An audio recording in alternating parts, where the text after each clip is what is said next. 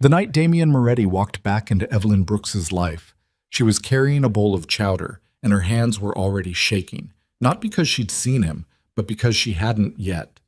Owen had taken the table. Her 8-year-old son was standing 3 feet from his father, grinning that crooked grin, and neither of them knew it. Evelyn saw it from across the room and felt the floor tilt beneath her. 9 years of running, 9 years of silence, 9 years of telling herself she'd made the right choice. And it was all about to come apart over a bowl of seafood chowder on a rainy Tuesday night in Maine. If this kind of story hits you somewhere deep, stay with me until the very end. Hit that like button and drop a comment with the city you're watching from. I want to see exactly how far this story travels. The storm had been building since mid-afternoon, the way Atlantic storms always did on that stretch of the Maine coast. Slow and sulking at first, then all at once. By 7 o'clock, the rain was coming sideways off the water, and the fog had swallowed everything past the breakwater. The parking lot of Anchor and Tide sat mostly empty, the way it usually did on Tuesday nights in late October, when the summer people were long gone and the locals who remained had enough sense to stay home. Evelyn was refilling coffee at the counter when she saw the headlights. Not one set. 4. Spaced apart with the kind of deliberate, unhurried precision that didn't belong to any fishing family or tourist who'd gotten lost on Route 1. The vehicles came down the gravel drive slow and quiet, and they parked in a line the way military convoys park. Not out of habit, but out of discipline. Black SUVs, tinted windows. The kind of vehicles that didn't rust, didn't rattle, and didn't come to places like this by accident. She set the coffee pot down. Behind her, the kitchen radio was playing something low and forgettable. 2 fishermen at the corner booth were arguing about the weather. Owen was in the back, she thought. Owen was supposed to be doing his homework in the back office. The small room with the space heater and the corkboard covered in his drawings of fish he planned to someday catch. The lead SUV's door opened. A man stepped out into the rain and didn't flinch at it. He was tall. She'd forgotten how tall, or maybe she'd made herself forget. And he wore a dark coat that the wind pressed flat against him. He didn't pull his collar up. He didn't hurry. He walked toward the restaurant entrance like a man who had never once in his life been required to move faster than he wanted to.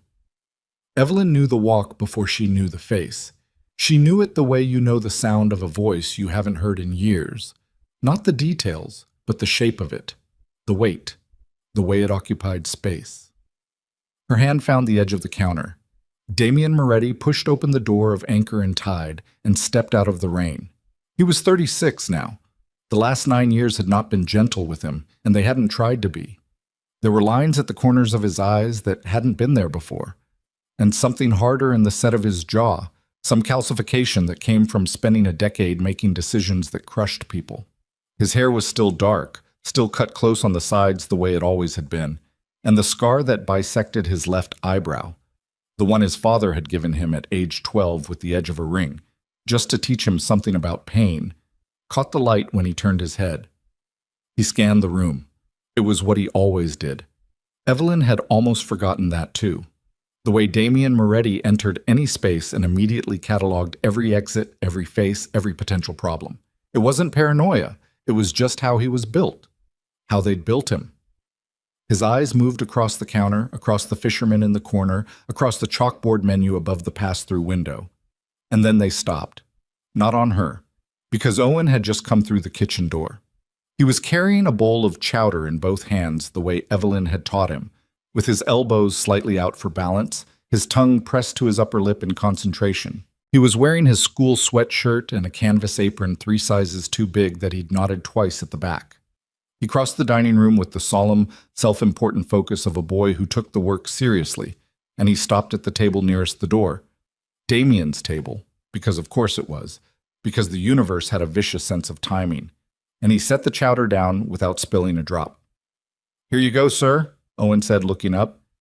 "It's hot. My mom makes the base from scratch. The clams come from Hendricks Point." Damien Moretti looked down at the boy. Something happened to his face. Not a dramatic thing. Not something that any of the other 3 men who'd come in behind him would have noticed. But Evelyn noticed it because she had spent a very long time learning to read that face in the dark, in whispers, in the spaces between what Damien Moretti said and what he actually meant. It was the stillness. The sudden, absolute stillness that replaced the watchfulness. Like every system in him had just simultaneously encountered something it had no protocol for. He was staring at Owen's eyes. Owen stared back with the patient, politely curious expression of a child waiting to see if the adult needed anything else. "What's your name?" Damien said. His voice was quiet, controlled, the kind of controlled that takes real effort. "Owen," the boy said. "Owen Brooks. My mom owns the place." He pointed helpfully toward the counter. Damien's eyes moved to the counter. Evelyn did not run. She wanted to. Every nerve in her body lit up with the singular animal imperative to get between her son and this man, to grab Owen by the hand and walk through the kitchen and out the back door into the rain and just keep moving. She had planned for this in the abstract, the way you plan for fires and floods. Not because you believe they'll happen, but because you can't stop your brain from running the scenario. She had plans. 3 separate contingency plans, each with a bag already packed and a direction to drive. But Owen was still standing at Damien's table, and Damien's eyes were on her now, and she recognized the moment for what it was, the one where running stopped being an option. She walked to the table. Her legs were steady. She was proud of them for that. "Owen," she said, and her voice came out even, which was a minor miracle. "Go check on table 4. The Hendersons need their check." Owen glanced between the tall stranger and his mother with the acute social intelligence of a child who understood that something in the room had changed, even if he couldn't name it. He nodded, picked up his order pad, and moved off. Evelyn looked at Damien. Damien looked at Evelyn. 9 years collapsed into 4 seconds of silence. "Evelyn," he said. "Damien." That was all. That was everything. One of the men behind him, broad, close-cropped, hands folded in front, had registered the exchange and shifted his weight slightly, the practiced repositioning of a man whose job was threat assessment. Damien gave no signal, but the man went still again. "Sit with me," Damien said. It wasn't a request. "I'm working." "I know. Sit with me anyway." She sat. She had built this place with her own hands. Not literally. She'd hired 2 local contractors and spent every saved dollar she had, plus a small loan from the credit union in Rockport, but in every way that mattered. The anchor sign above the door was one she'd found at a salvage yard in Bath and repainted herself. The menu had taken her 4 months to finalize. She knew every regular's order by heart, knew which floorboard creaked, knew that the back left burner on the range ran hot, and you had to compensate. She had made something here. Something quiet and real, and hers. And now Damien Moretti was sitting across from her in the corner booth with his big hands flat on her table, and he was watching her with those dark, exhausted eyes, and she felt the thing she'd built trembling. "How long have you been here?" he said. 7 years. 7. He let the words sit there. "And before that?" "Around." "Evelyn." "I moved," she said. "I moved a lot.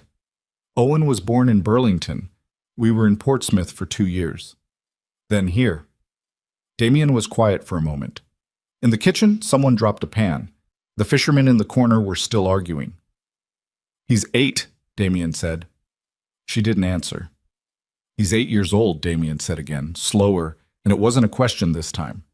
"Yes." The word cost her something. He looked down at his hands. His jaw was tight. When he looked back up, his eyes were careful in the way that people's eyes get careful when they're containing something large. "I need you to tell me," he said. "Damien, I need you to say it." The restaurant sounds continued around them. Glasses, the rain against the windows. Owen's voice somewhere near table 4, polite and cheerful and entirely unaware. "He's yours," Evelyn said. Damien closed his eyes for 3 seconds, then opened them. "Why did you leave?" he said. And here it was. The thing she had rehearsed 100 times in the dark, the explanation she'd constructed and reconstructed into something that made sense, that held together, that justified 9 years of absence. She had reasons, good ones. She had believed them completely at the time.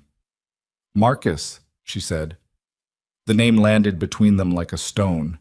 Damien's expression didn't change, but something shifted behind it. "Marcus Vale." He came to me, Evelyn said. She kept her voice flat because if she let any feeling into it, she wasn't sure what feeling would come out. 2 weeks after I took the test, he knew somehow. I don't know how. He knew I was pregnant before I'd told anyone. He sat across from me in a coffee shop in Cambridge, and he laid it out very calmly. He said every child who carries Moretti blood becomes a target before their first birthday. He said your enemies would use the baby to control you, and that if your family found out there was an heir they hadn't approved, they'd make decisions about that child before you could. She stopped. He had documentation, photographs. He showed me 2 children, boys. He said they were the results of previous situations that had been handled. Damien was very still. He said the kindest thing I could do for the baby was disappear. Make it impossible for anyone to connect us to you. He said he was telling me this because he respected me and because he said you would eventually understand. She met Damien's eyes. He told me you already knew about the pregnancy. He said you'd asked him to handle it. The silence after that was different from the silences before it. I wrote to you, Evelyn said, 3 times in the first year, different addresses. I used names you'd know. She stopped again because the memory of those letters still sat in her chest like something lodged. I never heard back. So I believed him. Damien was looking at her with an expression she hadn't seen on his face in 9 years. Maybe ever.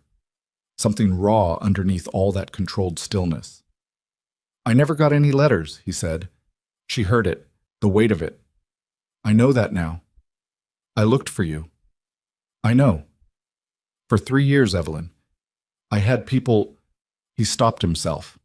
Recalibrated. You vanished completely. I thought. He pressed his mouth shut. His hands on the table curled once, briefly, then went flat again. I thought you'd chosen to go. I thought you'd let me. Another silence. This one long enough that the fishermen paid their tab and left, letting in a gust of wet air from the door. Marcus Vale, Damien said again, very quietly. He's still with you? He's been my chief of security for 12 years. Evelyn watched his face work through something she wasn't equipped to name. It moved behind his eyes like weather, fast, complex, darkening. I need to make some calls, Damien said. Damien, not here. He was already standing, already pulling out his phone. He paused, and some of the hardness in his posture dropped just slightly, just for a moment. He looked toward table 4, where Owen was explaining something to the Hendersons with big, earnest gestures. The crooked smile, the determined eyes. Does he know anything? Damien said. He knows his father's name, Evelyn said. He knows I loved his father. He knows things got complicated. She stood too, because she wasn't about to let Damien Moretti stand over her for this conversation. He's a good kid. He's a really good kid, Damien. Whatever you're about to do, you don't bring that into his life. Damien looked at her for a long moment. I'm not the same person you knew, he said. I can see that. I've done things. I know what you've done. I've known who you were since the beginning. She held his eyes. That's not what I'm asking. I'm asking you to think carefully before you decide what comes next. Because what comes next, that involves him. She glanced toward Owen. And he doesn't get a vote. Damien followed her gaze. Owen was laughing at something now, his whole face open with it, and the laugh was so unguarded, so completely without defenses, that it seemed to physically cost Damien something to look at it. I'll be outside, Damien said. He walked out into the rain.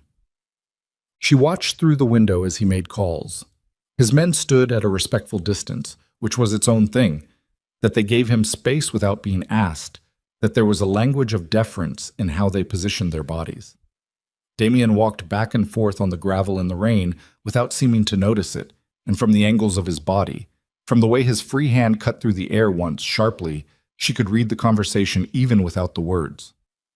He was angry. Not the hot reactive kind. The cold kind. The kind that went deep. She got Owen's jacket from the hook by the kitchen door and carried it out to him on the pretense of closing the back shutters. She told him it was almost time to go, that she just needed to finish the closing count, that he should put his homework away and get his bag. Owen complied without argument, which was one of the things about him.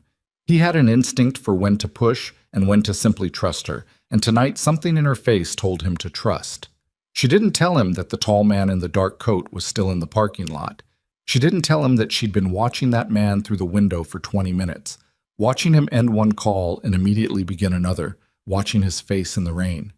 She didn't tell him that at one point, Damien had stopped walking and just stood there at the edge of the lot, looking out at the water, and that something in that posture, the stillness of it, the solitude, had made her chest ache in a way she hadn't been prepared for. By the time she locked the front door, the rain had slowed to something thin and persistent. 3 of the SUVs were gone. 1 remained. Damien was standing at the bottom of the steps. "I need to come back tomorrow," he said, "to talk to you, properly." "Owen has school." "In the morning then, early, before you open." She looked at him. The rain was in his hair and he still hadn't bothered to care about it. "What did you find out?" "Not everything yet. Enough to know that Marcus has been managing more than my security for a very long time." His jaw moved. "Enough to know that a number of things I believed were lies." "Damien, every letter," he said. "If you wrote 3 times, every letter was intercepted. I have someone pulling records right now." His voice stayed level, but she could hear what it was holding back. "It wasn't just you. There were other things I was kept from knowing. Decisions made around me, information shaped." He stopped. "I ran an empire thinking I had full information, and the man who controlled my information was Marcus Vale." She didn't say anything. There wasn't anything to say. "I'm going to need some time," Damien said, "to untangle how deep it goes, but I want—" He stopped again, and this time the stop was different, less controlled, more human. He looked down at his hands briefly, then back at her. "I've been in this business long enough to know that the things you don't know are what kill you. I have a son I didn't know about for 8 years. I lost 8 years. His voice didn't break, but it bent. "I'm not losing more." Evelyn stood in the thin rain and looked at this man she had loved and left and grieved and partially rebuilt herself around the absence of, and she felt the complicated, exhausting weight of what they were standing at the edge of. 8 o'clock, she said. "I'll be here." He nodded. He turned to go. "Damien." She said it before she'd decided to. He stopped.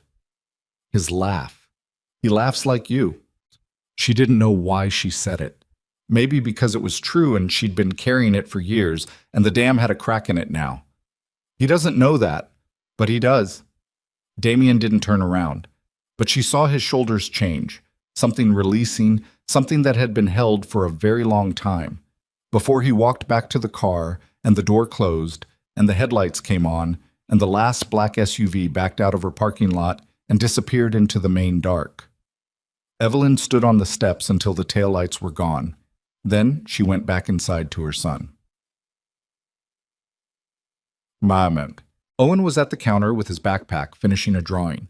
He'd been doing that lately, drawing boats mostly, and sometimes the restaurant from the outside, the way it looked from the water on a clear afternoon. This one was a boat, but she could see he'd added a figure in it. A person with dark hair, standing at the stern, looking out. She didn't ask who it was.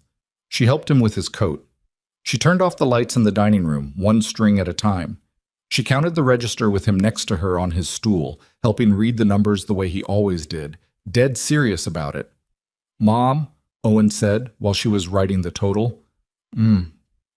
That man, the tall one. He was looking at the drawing, not at her. "He looked at me weird." She kept her pen moving. "Weird how?" Like he was trying to remember something. Owen considered this.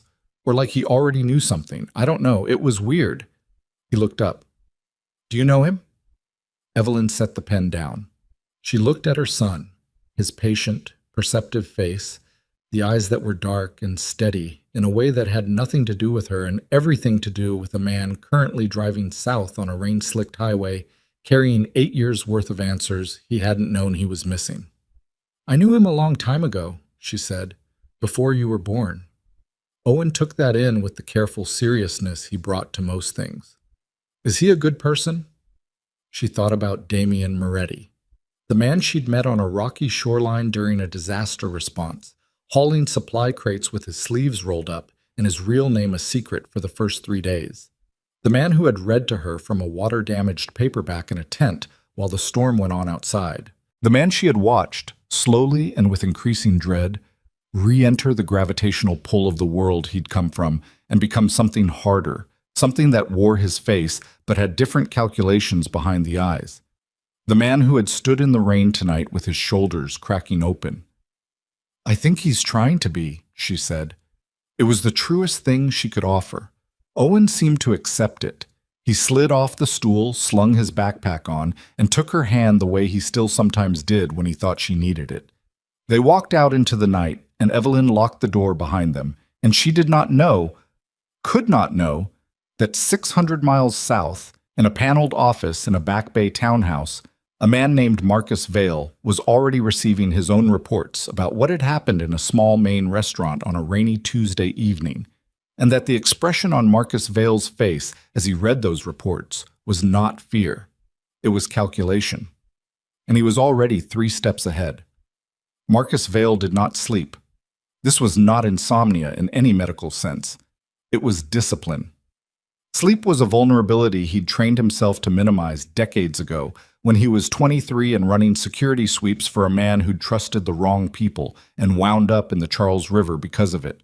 Marcus had learned then that the hours between 2 and 5 in the morning were when empires came apart, when guards got lazy, when loyalties frayed, when the people who'd been holding their breath all day finally exhaled and made mistakes.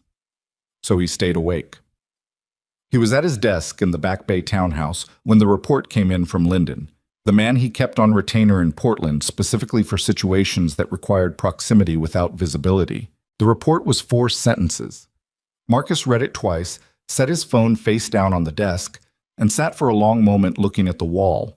Then he picked up a different phone, one that didn't connect to any network his organization used, and made a call. "There's been a development," he said when the line picked up. "Moretti found the woman." The voice on the other end said something. "Yes," Marcus said. "The boy was there." A pause. "It doesn't change the timeline. It accelerates it." Another pause, longer. "I've been managing Damien Moretti for 12 years. I'll manage this." He ended the call without ceremony and set the phone next to the first one. He looked at both phones for a moment, then he opened his laptop and began composing instructions. Damien didn't sleep either, but his reasons were less disciplined. He sat in the back of the SUV for the first hour of the drive south and looked at nothing. Garrett, who had driven for him for 6 years and understood that there were conversations Damien would have and conversations he wouldn't, kept his eyes on the wet highway and didn't speak. The other vehicle had gone ahead. It was just the two of them, and the rain, and the dark, and the sound of tires on wet asphalt. Around midnight, Damien said, "Pull over." Garrett pulled into a rest stop outside of Portsmouth without asking why. Damien got out. He stood in the parking lot in the cold and put his hands on the roof of the car and just breathed for a minute. The rain had stopped, but the air was still wet and heavy, and it tasted like salt this close to the coast. He thought about a boy carrying a bowl of chowder with his tongue pressed to his upper lip. He thought about the scar above the boy's eyebrow. He thought about 8 years. He got back in the car. "Take me to the office," he said. "Not the house. The office." "It's midnight. I know what time it is." Garrett drove. Passik. The Boston office was on the 14th floor of a building in the financial district that officially housed a commercial real estate firm. It was real enough. They employed 11 people who did actual real estate work, and the revenues were legitimate enough to satisfy anyone who looked. The other work happened in 4 rooms behind a door that required 2 key cards and a code, and those rooms looked exactly like what they were: a command center for an organization that had been operating in this city for 40 years. Damien walked through the outer office without turning on the main lights. He used his phone's flashlight until he got to the inner suite, then hit the overheads in there, the cold, fluorescent kind that made everything look like a crime scene. He pulled up the communications archive on the secure system. He had a man named Reyes who handled signals intelligence, interception, encryption, all of it. Reyes had been working since 11 o'clock on Damien's instructions, and his preliminary findings were already in the system when Damien logged in. Damien read them standing up because he couldn't make himself sit down. The first letter had been intercepted in March, 9 years ago. It had been flagged by Marcus Vale personally and logged in a private archive that Marcus maintained separately from the main communications system. A shadow record that Reyes had found only because he knew exactly what kind of routing anomaly to look for. The letter had been opened, scanned, and stored, then destroyed. The second letter, 6 months later. Same process. The third, the following spring. There was a fourth letter in the archive that Evelyn hadn't mentioned, sent 18 months after the last one she'd told him about. A brief note on plain paper, no return address. It said only, "He's walking now. I thought you should know." It had been flagged, scanned, stored, and destroyed. Damien stood in the fluorescent light and looked at the scan of that letter on his screen. He's walking now. He read it 4 times. Then he closed the file, walked to the window that faced the harbor, and stood there long enough that the cleaning crew, arriving at 2 in the morning, saw the light under the door and knocked, and he had to tell them not tonight. He called Reyes in at 7. Reyes was 31, compact, with the kind of permanently tired face that came from spending too many hours in rooms with no natural light staring at data. He arrived with 2 coffees and the expression of a man who'd found more than he'd bargained for. "How deep?" Damien said. Reyes set one of the coffees in front of him. "Deep enough that I want to walk you through it carefully before you do anything." "Walk me through it." "The letters are only the beginning." Reyes opened his laptop. Marcus has a parallel communication system he's been running for at least 8 years. Separate routing, separate encryption, separate archive. It's integrated with the main system in a way that's almost invisible. It piggybacks on our own infrastructure. If I wasn't specifically looking for it, I would have missed it. He turned the laptop so Damien could see. He's been using it to feed selective information to people outside the organization. Who? That's where it gets complicated. Reyes pointed to a cluster of routing data. Some of it goes to parties I recognize. Rivals we've had negotiations with, people we've had agreements with over the years. He's been feeding them operational intelligence. Not enough to burn us, not yet, but enough to keep them useful to him.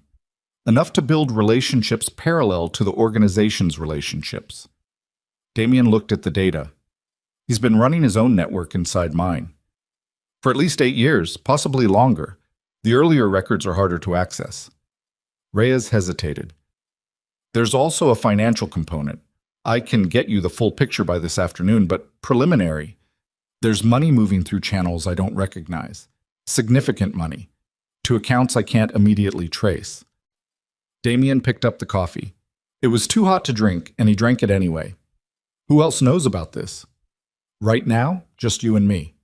Keep it that way. He set the cup down. I need everything you can pull by 4 o'clock. Every communication, every financial thread, every external contact, everything. He stood. And Reyes. Yeah. Marcus cannot know we're looking. Reyes nodded once, with the gravity of a man who understood exactly what would happen if Marcus did find out. Understood. He was back in Maine by 9:30. He'd pushed the drive, riding in the passenger seat this time with his phone, going through the preliminary Reyes findings again and again, mapping what he knew against what he was only now realizing he didn't know. By the time the coast came back into view, gray and cold under a sky that hadn't decided what to do with itself, he had the beginnings of a shape in his mind. Not the full picture, but enough of a shape to make him understand that what he was dealing with was not a single act of interference 9 years ago. It was a sustained architecture. Marcus Vale had not just intercepted some letters, he had been actively managing the information environment around Damien Moretti for the better part of a decade, controlling what Damien knew about his rivals, what his rivals knew about him, what moved through the organization and what didn't. He had been, in the most precise sense of the word, the editor of Damien's reality. And Damien had let him, because he'd trusted him. Because Marcus had been there from the beginning, steady and capable and completely reliable, and Damien had done what powerful people always do when they find someone who handles the details. He'd stopped looking at the details. The SUV pulled into the parking lot of Anchor and Tide at 9:47. The restaurant wasn't open yet. Evelyn was at the counter when he came through the door, both hands wrapped around a mug, looking like she hadn't slept more than 2 hours. She was still in yesterday's clothes. Her hair was pulled back in a way that looked like a decision made in the dark. She looked at him and didn't say anything. He sat across from her at the counter. "You found something," she said. "I found a lot of things." He told her about Reyes, about the Shadow Archive, about the 4 letters, including the one she hadn't known about, the one about Owen walking, and he watched her face go through something private and terrible when he said that. Her hands tightened on the mug. "He kept them," she said. "He scanned them first, before destroying them." "Why would he—" She stopped. "Documentation," Damien said, "in case he ever needed leverage. Against me, against you, against whoever. Marcus doesn't keep things out of sentiment. He keeps things because information is currency." Evelyn set the mug down carefully, like she was afraid of what her hands might do if she didn't give them something deliberate to hold on to. "What are you going to do?" "I need more time to understand the full scope of it before I move." He watched her face. "But I want to be clear about one thing. I'm going to move. I'm not going to let this sit. I'm not asking you to let it sit. I'm asking what that means for Owen." There it was, the thing at the center of everything. He'd known she'd get there quickly. "What does Owen know about your life here?" Damien said. "Your routines. How you spend your time outside the restaurant." "Why does that—" "Because Marcus already knows I was here last night. He has people in place for exactly this kind of situation. He's had a man in Portland for years that I only just found out about. He knew I was here before I got back to Boston." He kept his voice level. "Which means he knows about Owen." The color in Evelyn's face shifted. "He already knew about Owen," Damien said, more gently. "He's known for 9 years. He's the one who originally found you. The documentation he showed you, the photographs, that was all Marcus operating. He didn't warn you away from me because he was protecting anyone. He engineered your disappearance because a child would have changed my priorities." He stopped. "It would have." He was right about that, which is the thing that makes this particularly— He understood me well enough to know exactly what lever to pull. Evelyn was very still. "So when you walked back in there last night," she said slowly, "he had a report within the hour." She stood up from her stool and walked to the window that faced the parking lot. She stood there with her back to him, and he could see from the set of her shoulders that she was working through it, the full geometry of it, the way the last 9 years looked from this new angle. "He knows where Owen goes to school," she said. It wasn't a question. "Very likely." She turned around. Her face had gone somewhere past fear into something colder and more functional, and he recognized it. It was the same face he'd made when he'd read the reports at 4 in the morning, when the situation had resolved itself from a personal devastation into a problem requiring a solution. "Tell me what I need to do," she said.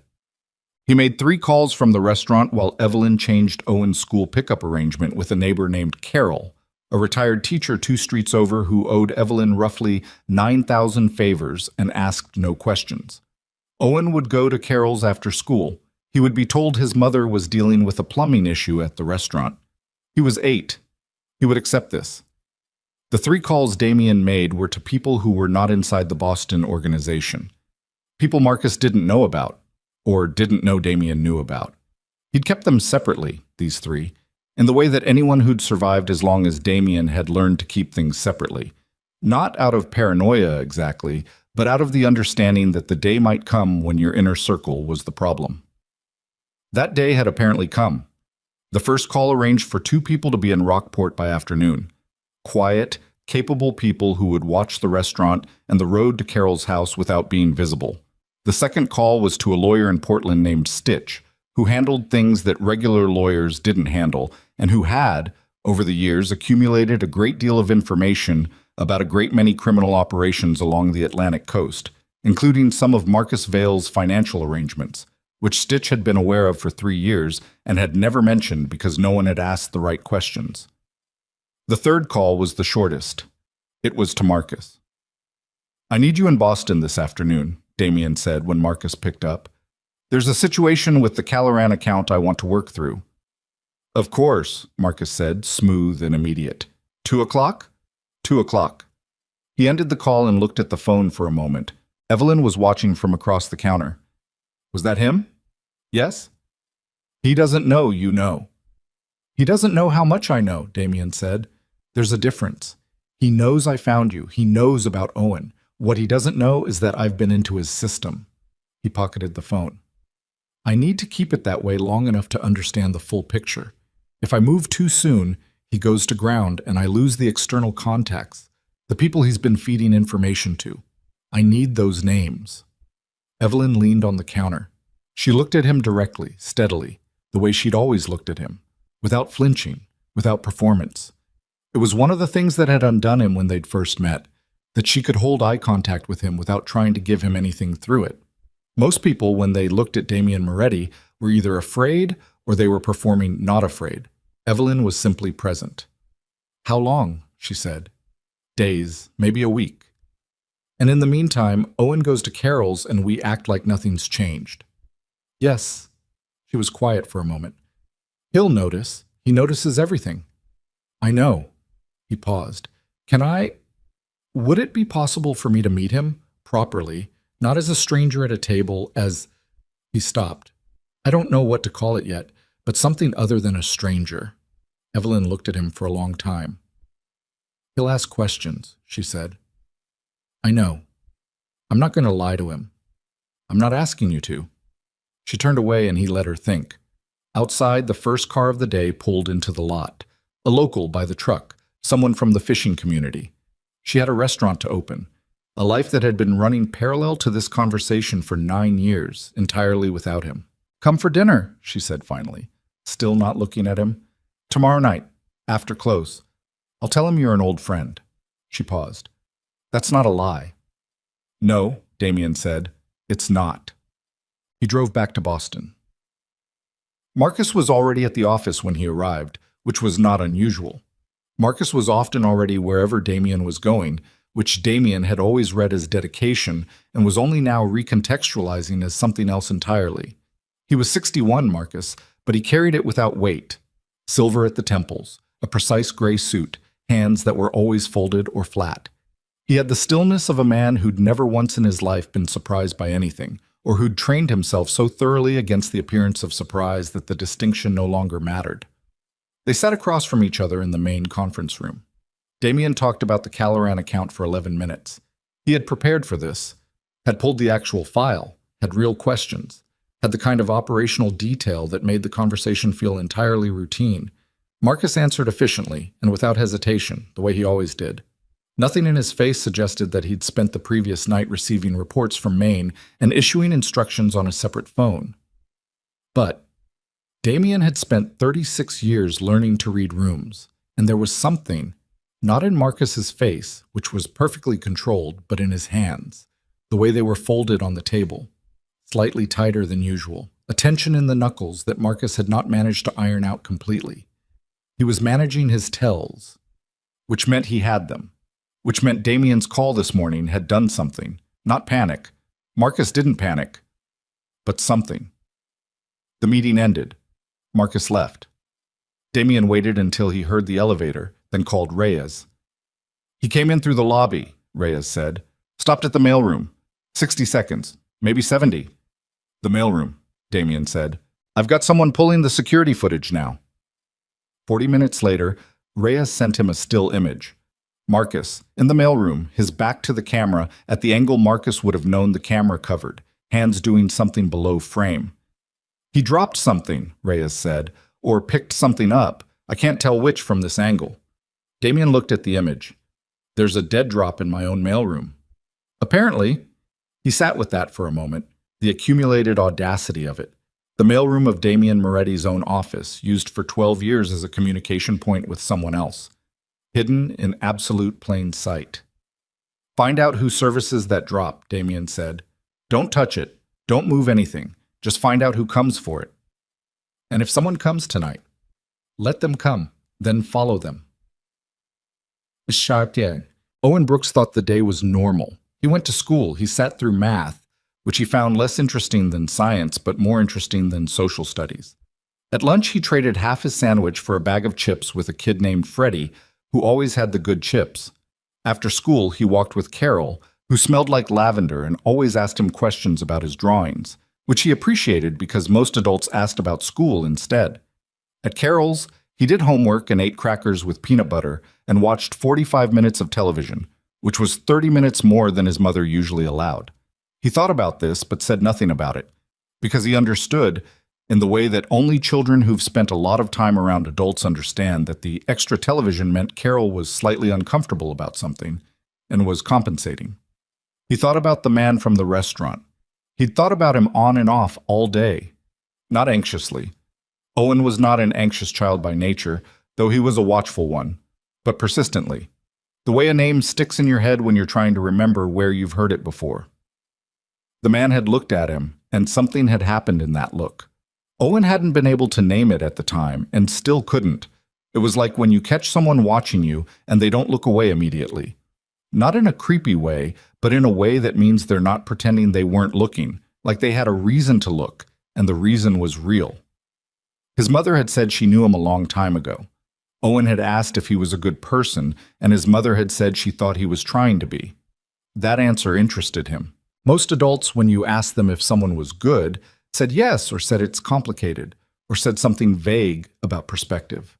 His mother had said trying to be, which was specific in a different way. It meant she'd thought about it seriously.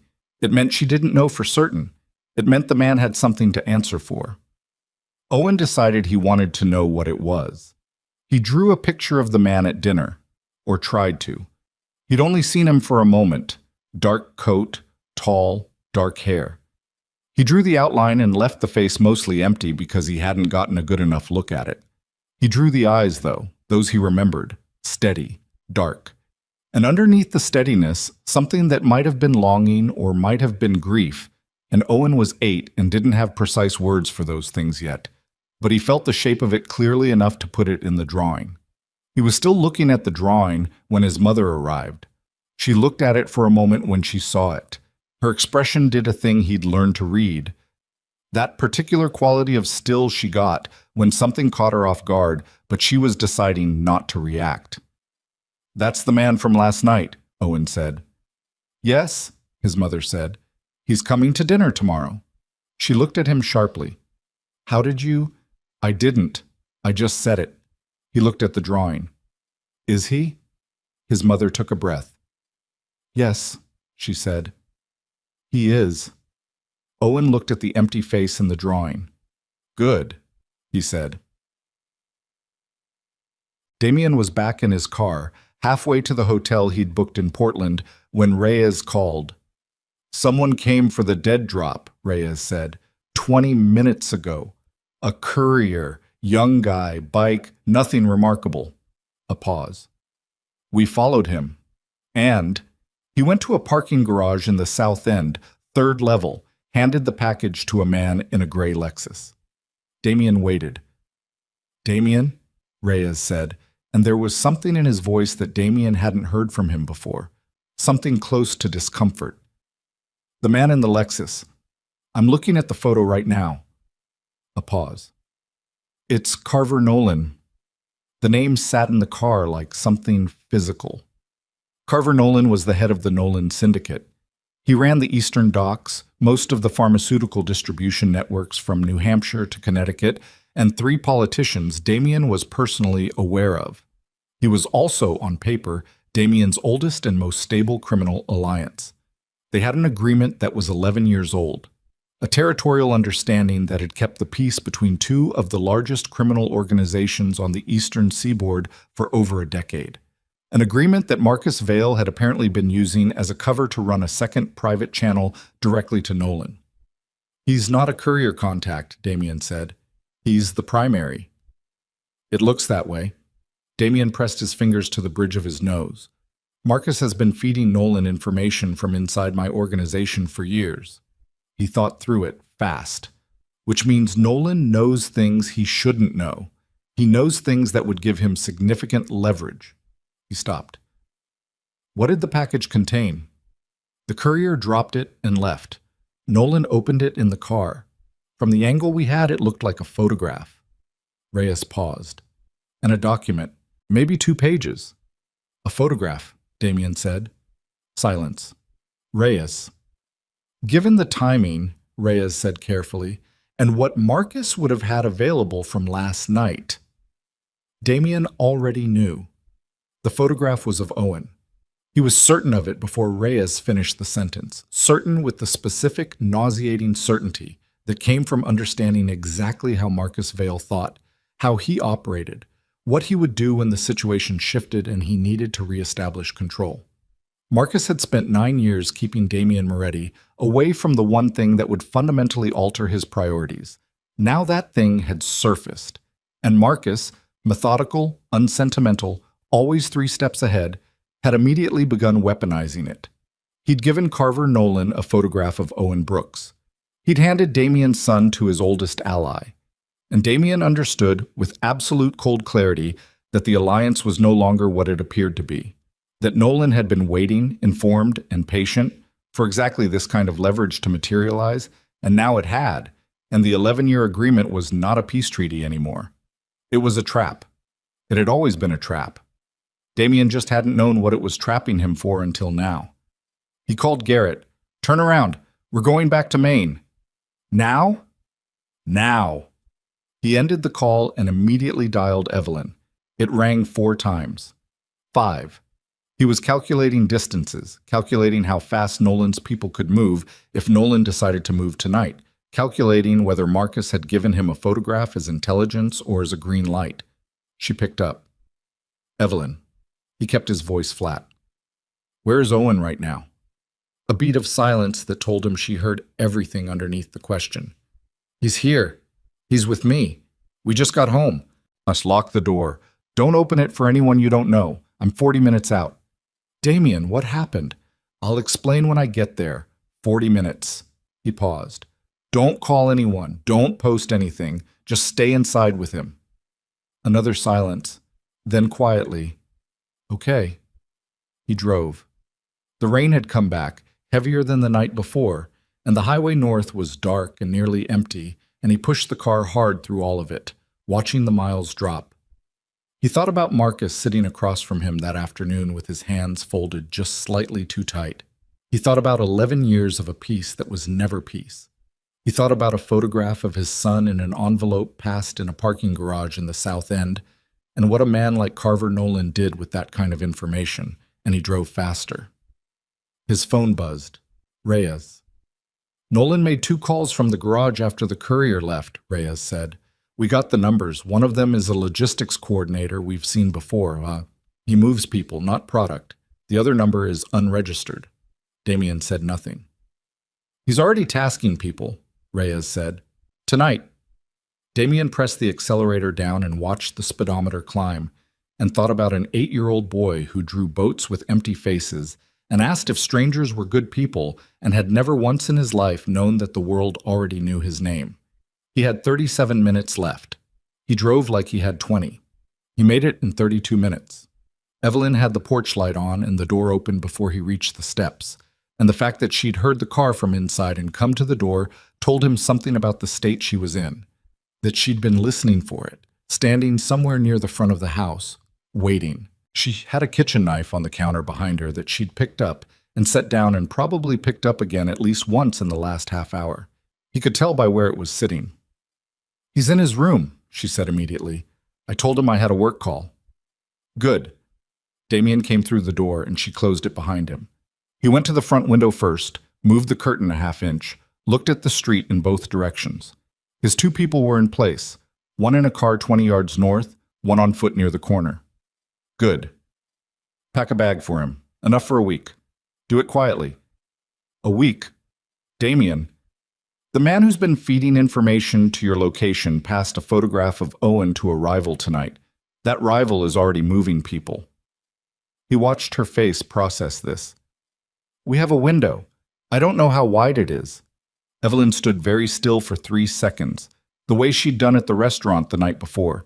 That particular stillness that wasn't paralysis but calculation. The internal machinery running fast while the surface stayed flat. Then she turned and went down the hallway without another word. He heard her moving. Dresser drawers, the zip of a bag. He stayed at the window. Owen's room was the second door on the left.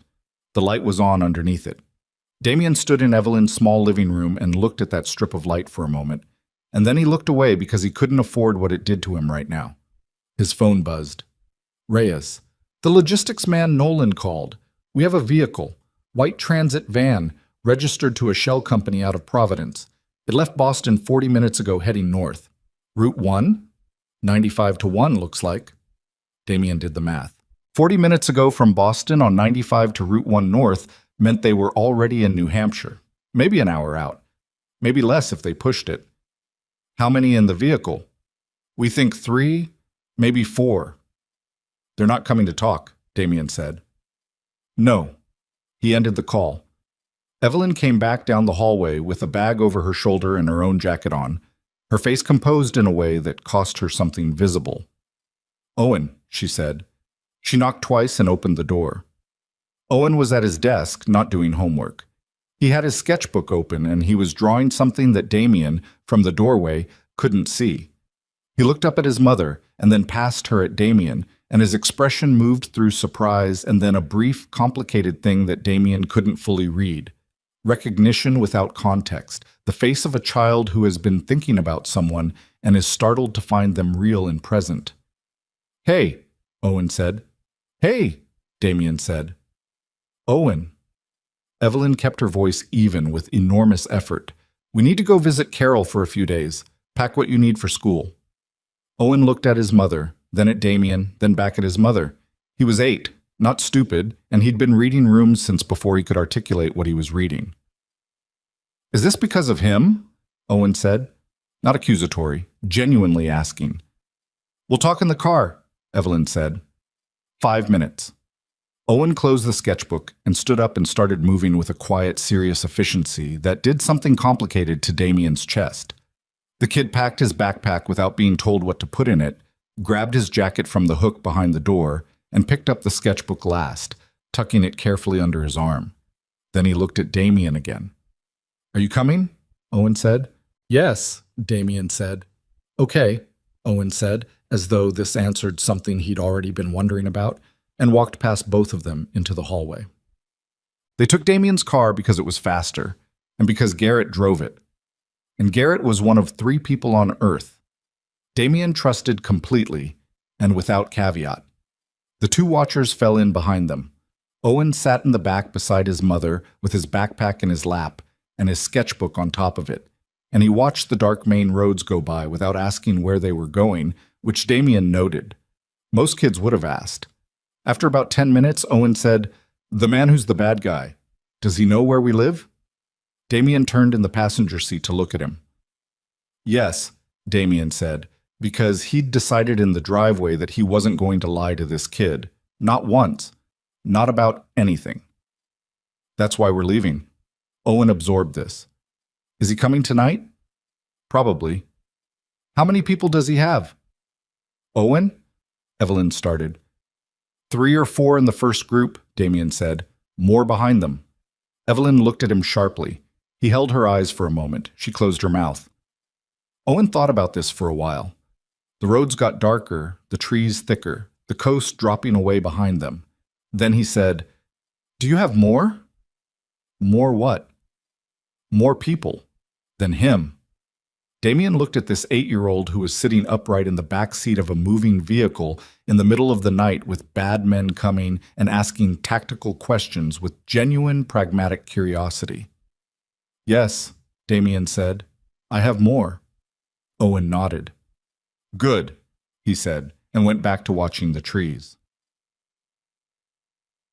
They got off the highway at a town called Garfield, 40 minutes inland from the coast, and drove another 12 miles down a county road to a property that Damien had acquired 6 years ago under a corporate name and never used for anything operational.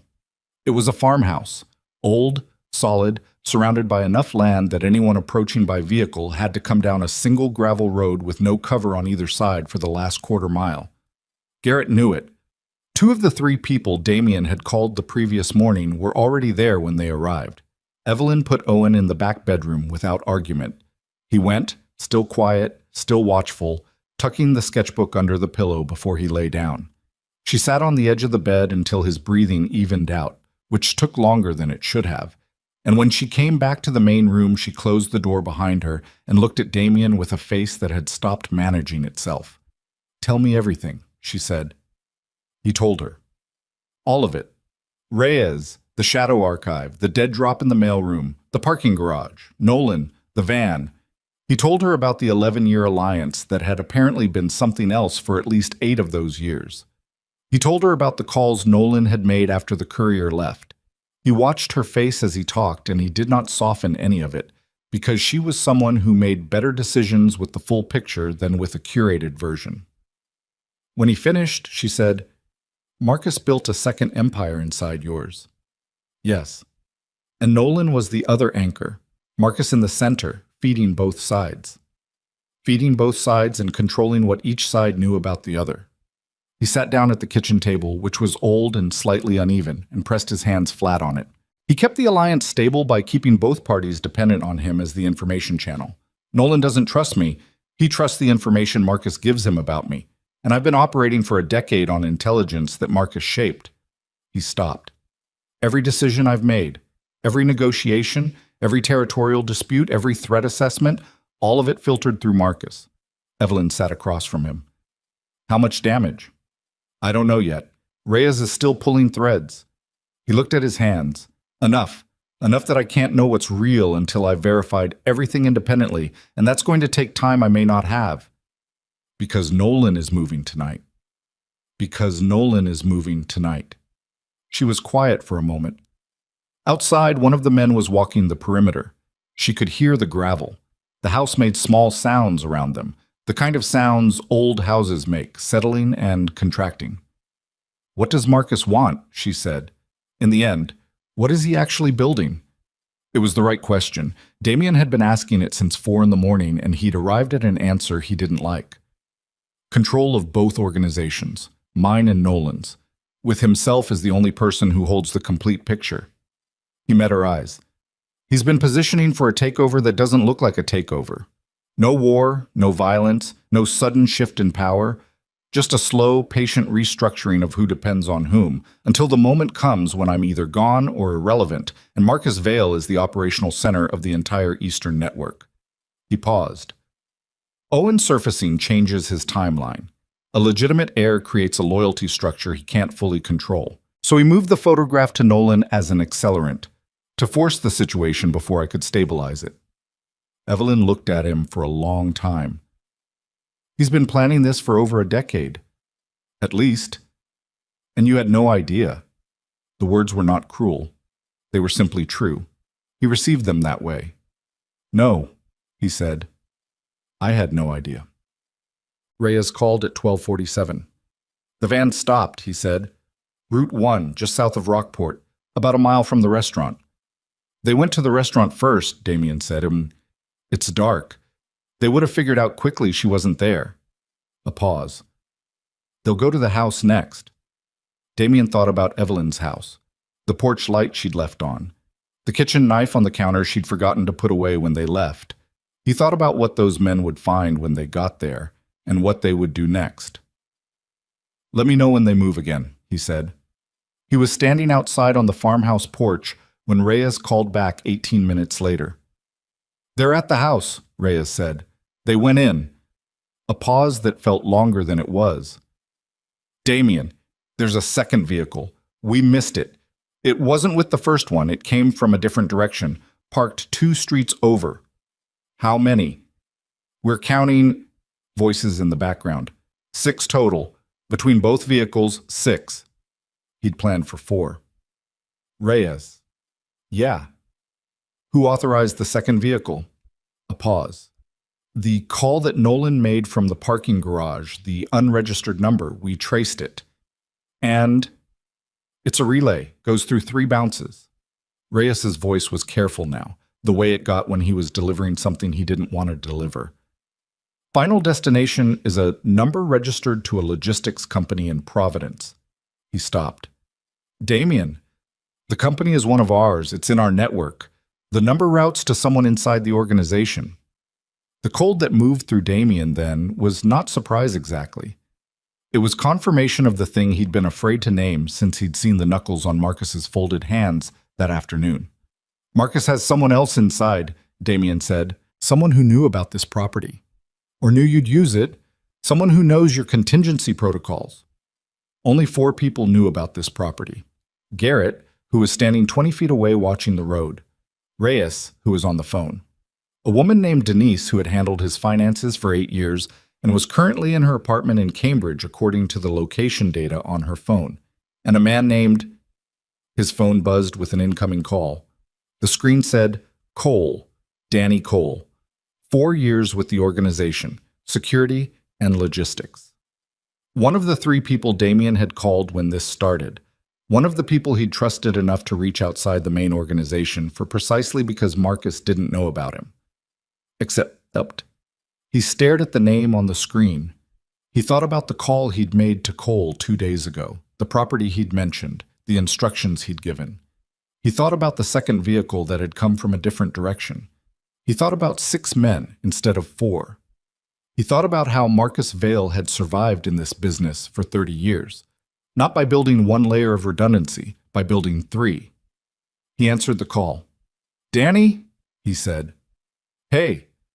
Cole's voice was even, normal, the voice of a man checking in. Just wanted to update you. Everything's quiet on my end. You good? I'm good, Damien said. Where are you right now? Office, going through the Reyes files like you asked. Which office? A very brief pause. Half a second, maybe less. Back Bay. Reyes had told him an hour ago that the Back Bay office was empty. He'd pulled the building's access logs himself. Okay, Damien said. I'll call you in the morning. He ended the call. He stood on the porch of the farmhouse and looked at the dark tree line and understood, with the particular clarity that comes from having no more room for denial, that he had called Danny Cole 2 days ago and told Cole where he was going and why, and that Cole had taken that information directly to Marcus, and that Marcus had used it to do 2 things simultaneously. Send Nolan's people to the coast to flush Evelyn and Owen out, and send a second vehicle to the farmhouse that Damien had fled to, because Marcus had known before Damien even made the decision, exactly where Damien would go. He went inside. Evelyn was at the kitchen table. She looked at his face and stood up. We have to move, he said. Damien. Cole is Marcus's. He knows we're here. He was already moving toward the hallway, toward Owen's room. We have maybe 20 minutes before... The window above the kitchen sink exploded inward. Not a gunshot. A rock, thrown hard, which was a message. We're here, we know you're here. Come out, or we come in. It was a specific kind of escalation, calculated and deliberate. The kind that said the people outside had instructions to make noise first, and Damien understood exactly why. Because a firefight at an unknown rural property was messy and unpredictable, but a frightened family walking out the front door was clean. Owen was in the hallway. He'd woken up at the sound, or maybe he hadn't been asleep at all, and he was standing in the hallway in his socks holding his sketchbook with both hands, looking at the shattered window and the glass on the kitchen floor, and then at his mother, and then at Damien. His face was pale, but his eyes were steady. How many doors? He said. Damien looked at this 8-year-old child standing in his socks, asking tactical questions in the dark, and felt something break open in him. Not painfully, but irreversibly, the way a lock breaks when the right key finally turns it. Front and back, Damien said. One on the south side. Owen looked at the back door, then at Damien. The barn, he said. There's a barn. I saw it when we pulled in. Does it connect to anything? Damien stared at him. Old farms, Owen said with the patient authority of a child who read a lot, sometimes have underground passages between the barn and the house. For winter. Garrett appeared from the front of the house. 2 men on the road, 2 on the east side. I don't have a visual on the south. The south is the barn approach, Damien said, and he was already moving to the kitchen, stepping over the glass. He pulled the basement door open and looked down. Old stone steps, dark. And at the bottom, along the south wall, exactly what Owen had said. A low wooden door that had been boarded over, but not sealed. He looked back at Owen. Owen looked back at him with those dark, steady eyes and said nothing, because there was nothing to say. Damien had spent his entire life surrounded by men who were paid to be capable. He had never once, until this moment, been in the presence of someone who simply was. "Garrett," he said, "take the front. Buy us 4 minutes." He looked at Evelyn. "Take his hand." He went down the steps first, into the dark, and behind him he heard Evelyn take Owen's hand and Owen's quiet footsteps following without hesitation. And above them the farmhouse groaned as the men outside stopped being patient and started being something else. And Damien moved through the dark toward the boarded door at the bottom of the stairs with the specific, absolute knowledge that when he came out the other side of it, nothing about his life would look the way it had looked before. Not the empire, not the alliances, not the careful architecture of control he'd spent 15 years constructing, because Marcus Vale had dismantled all of it while Damien wasn't looking, and the only things left that were real were the woman behind him and the boy whose hand she was holding, and the 4 minutes Garrett was buying them in the dark above their heads. And Damien reached the door and hit it with his shoulder once, hard, and it gave, and cold night air came flooding in. And he went through it first because that was the only thing left that he knew without any question how to do. Protect what was his. The barn was dark and smelled of old hay and rust and decades of disuse. Damien came through the low passage in a crouch and straightened fast, sweeping the space. Stalls on the left, collapsed shelving on the right. A large sliding door on the far end that faced west, away from where the men were positioned. Above them, through the rotted boards of the ceiling, wind moved and made the whole structure breathe. Evelyn came through next, pulling Owen behind her. Owen stood up and immediately looked around with that same quick, cataloging attention that had no business being in an 8-year-old's eyes, and Damien felt it again, that breaking open thing. But he locked it down because there wasn't time. Behind them, from the direction of the house, they heard Garrett's voice raised in sharp challenge, then something that wasn't a voice. Owen didn't flinch, but his hand found Damien's in the dark. Damien held it. He moved them to the west door, slid it open 6 inches, looked out. Open field. Tree line 40 yards out. No visible movement. The second vehicle would be covering the road in the house's approach. They hadn't anticipated the barn, which meant they had seconds, not minutes, before someone thought to check it. "Run to the trees," Damien said. Don't stop. Don't look back." "What about Garrett?" Evelyn said. "Garrett knows what he's doing." He met her eyes. "The trees. Now." She took Owen's other hand and they went, all 3 of them, out into the cold field, moving fast across wet grass in the dark. Owen ran without being told to run harder, without stumbling, without making a sound. 40 yards felt like 400. The tree line came up slow and then all at once, and they pushed into it, branches catching at them, and Damien turned back and looked at the barn and the farmhouse beyond it, where 2 windows were lit now, and shapes were moving. His phone buzzed. "Reyes." "Garrett got out the back," Reyes said. "He's clear. South Road moving your direction." Damien exhaled once. "I need extraction," he said quietly. 3 people. Off-road, west side of the property, tree line. 20 minutes. "Make it 15. He pocketed the phone and turned around. Evelyn and Owen were standing close together in the dark between the trees. Owen still had the sketchbook tucked under his arm. His socks were soaked through. He was looking at Damien with an expression that was tired and watchful and something else, something that Damien needed another moment to identify. It was trust, unconditional and unearned and devastating in its completeness. Damien looked at his son and understood that there was no version of what came next in which he rebuilt the empire. There was no version in which he went back to the 14th floor and the 2-keycard door and the organization that Marcus had hollowed out from the inside over 12 patient years. There was only this, these 2 people in the dark, and the war he was about to declare on everything he'd built in order to keep them safe enough to deserve it. The extraction vehicle was a dark green pickup truck that smelled like motor oil and old coffee, driven by a woman named Paz, who asked no questions and took the county roads at a speed that suggested she'd driven them in the dark before. Garrett was already in the truck bed when they reached the road, his jacket torn at the shoulder, a cut above his ear that had bled down the side of his neck and dried there. He looked at Damien and gave a single nod that meant he was functional, and Damien nodded back, and that was the entirety of that conversation. Owen sat between Evelyn and Damien in the cab. He fell asleep 12 minutes into the drive, his head dropping sideways until it found Damien's arm, and stayed there.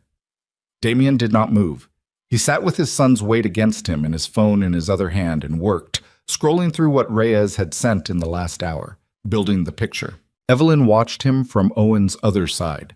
She watched his face while he read, the way it moved through the data, the slight tightening around his eyes when something confirmed what he'd feared, the stillness when something was worse than he'd expected. She'd watched that face process information 9 years ago and recognized the machinery of it even now, even changed as it was. "How bad?" she said quietly, so Owen wouldn't wake. Damien looked up from the phone. "Bad enough that I need to end this in the next 48 hours, or it ends on Marcus's terms." "What does 48 hours look like?" "It looks like burning everything down fast enough that there's nothing left for him to use." He looked back at the phone. "Reyes has the financial records. All of it. The parallel accounts, the external transfers, the shell companies Marcus built inside our network. It's enough to dismantle the organization legally, from the outside, if I put it in the right hands." Evelyn was quiet for a moment. "You're talking about going to the government." "I'm talking about going to a specific federal prosecutor in Boston named Adler, who has been building a case against the Eastern Network for 7 years, and has never once had a source inside the organization willing to provide financial documentation." He paused. "Until now. That burns you too." "Yes. Everything you built." "Marcus already burned it. I'm just deciding who gets to hold the match." He looked at Owen's sleeping face, the slack, unguarded piece of it. "I'm not rebuilding this. I told you that." Evelyn looked at him for a long time in the dark cab of the moving truck. "When do you meet Adler?" she said. "Tomorrow morning, if Reyes can arrange it tonight." "And Marcus?" "Marcus finds out when the warrants hit." He pocketed the phone. "If I've timed it right, but Reyes arranged it in 4 hours. They were in a safe house in Portsmouth, a rented condo above a hardware store, 2 bedrooms, clean and anonymous, when Reyes called at 3:40 in the morning to confirm. Adler had agreed to a preliminary meeting at 7. Off the record, no recording, no commitment from either side, just a conversation. Damien had worked with prosecutors exactly once before in his life, and that had been a narrow tactical arrangement that had cost him a territorial concession and 2 years of adjusted operations.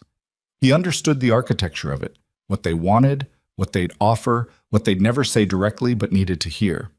He understood that Adler would come to the table skeptical and leave it cautiously interested, and that the documentation Reyes was preparing would do the work that no conversation could do on its own.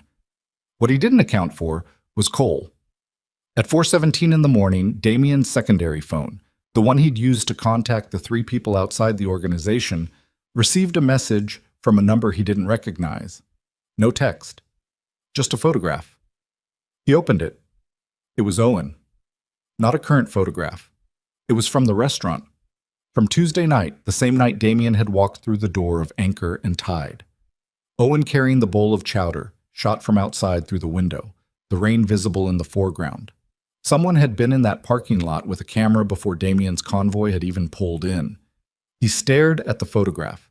His secondary phone, the one Marcus supposedly didn't know about, the one he'd used to contact Cole. He thought about the timeline. He'd called Cole before he'd gone back to Maine the second time, which meant Cole had known about the secondary phone, which meant Marcus had known about it, which meant every call Damien had made on that phone in the last 48 hours had been potentially monitored. He checked the photograph's metadata. It had been taken Tuesday at 7:53 in the evening, 37 minutes before Damien had walked through the restaurant door. He sat with that for a full minute. The specific, nauseating weight of it. Someone had been surveilling the restaurant before Damien arrived, not responding to his arrival, anticipating it, which meant Marcus had known Damien was going to Maine before Damien had told Cole, before Damien had told anyone. He thought about how Marcus could have known. He thought about the man in Portland that Marcus kept on retainer. He thought about what Reyes had said, that Marcus had had a report within the hour of Damien's visit to the restaurant. But if there was already a camera in the parking lot before Damien arrived, the report wasn't reactive. It was confirmation. Marcus hadn't been informed that Damien found Evelyn. Marcus had arranged for Damien to find her.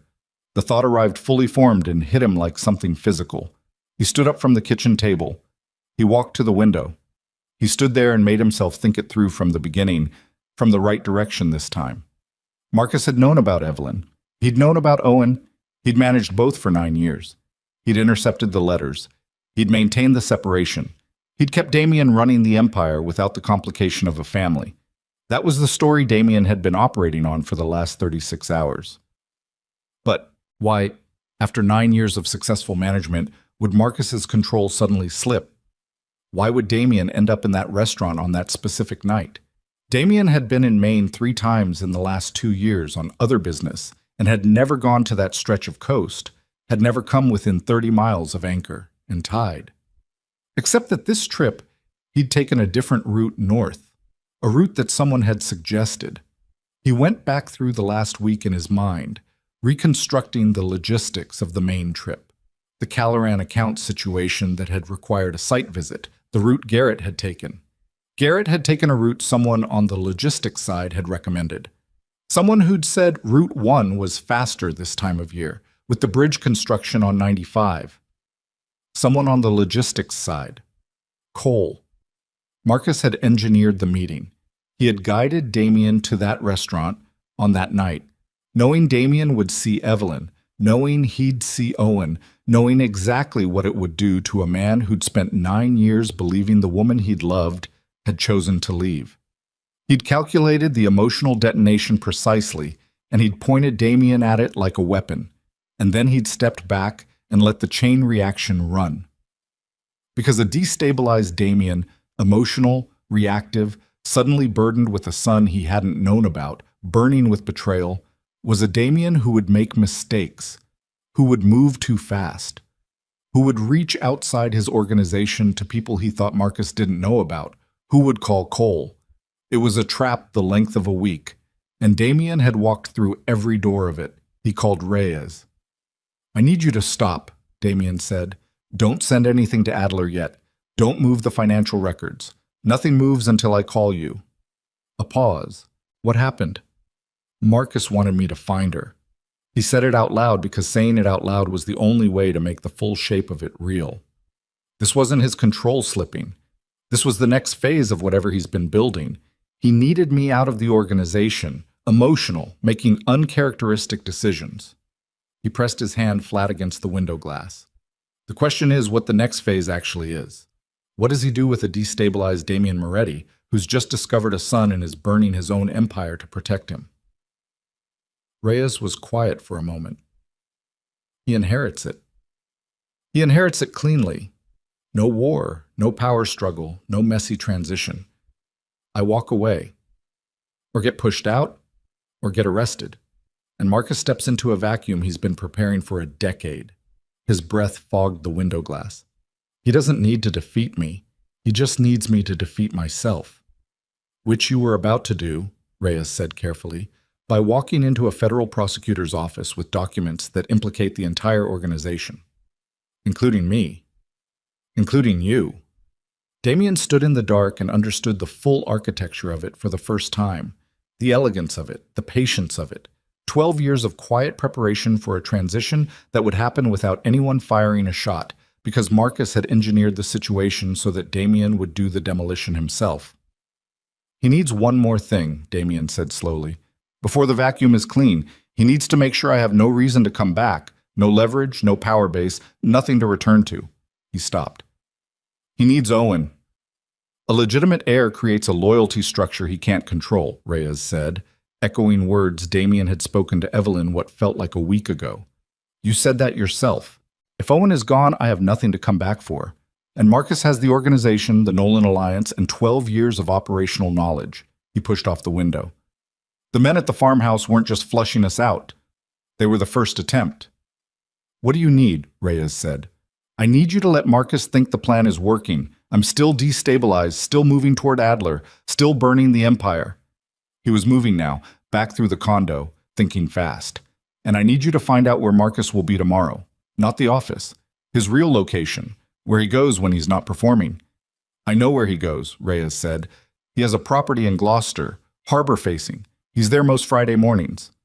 Then that's where this ends, Damien said. But he didn't sleep. He sat at the kitchen table with a legal pad and a pen and wrote for 2 hours. Not plans exactly, but the architecture of what he was going to offer and what he needed in return. The terms of a thing that had no precedent in his experience and required him to think in a way that the last 15 years had trained him not to think, openly, without the layers. At 6, he woke Evelyn. She came to the kitchen in the gray early light, pulling her hair back, and sat across from him and looked at the legal pad and then at his face. You didn't sleep, she said. I figured something out. He told her about Cole, about the photograph's timestamp, about the route. He told her about the engineered meeting, about Marcus's actual endgame.